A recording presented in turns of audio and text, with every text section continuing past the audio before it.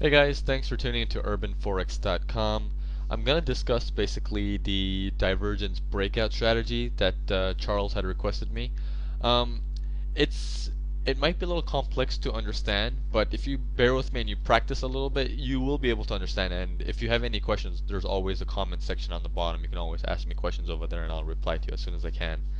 Okay, so let's pull up the charts. Let's take a look at it. Okay, the main factor of this strategy is divergence. Now, one factor that I do uniquely on divergence is that on my CCI, I always connect my peaks. I don't connect my low ends. It's always going to be my peaks. Now, let's see here. Here's an example of a divergence. We have a high here, and then we have a higher high here. But on our CCI, we have a high here and then a lower high. So you can see that right there is a divergence. The market is saying something different from what the indicator is saying. And that is a sign of a reversal. Okay, but here's how to even filter it out a little bit better on how you can make it work. In an uptrend on the price, always connect your bottoms. In a downtrend in the price, always connect your tops. On the CCI, just connect your tops at all times. Okay, now let me show you how this strategy works. Okay, we're in a clear uptrend here, right? Okay, we went high here, the market went high, market came down, so did this thing, it came down. And then at this level here, where you see this big blue stick right here, what did the market do? It crossed above our level here. So this was our signal line, which saying that, okay, this is where the divergence started.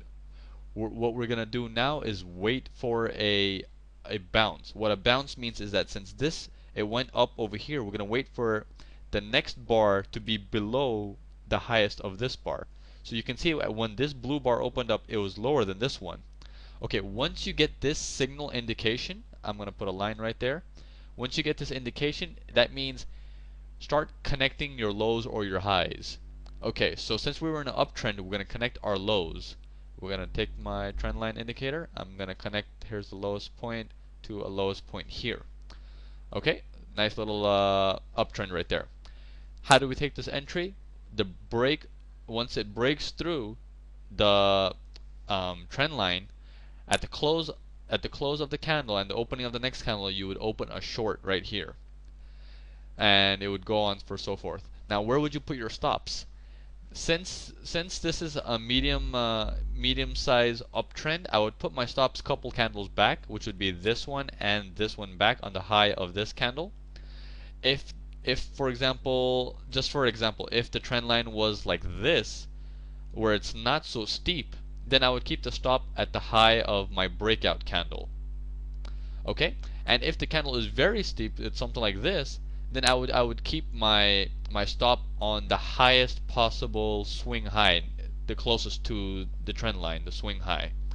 Okay, so that pretty much concludes on how you can trade this divergence breakout strategy. Again, it's mostly price action. You were just using the CCI just to see divergence.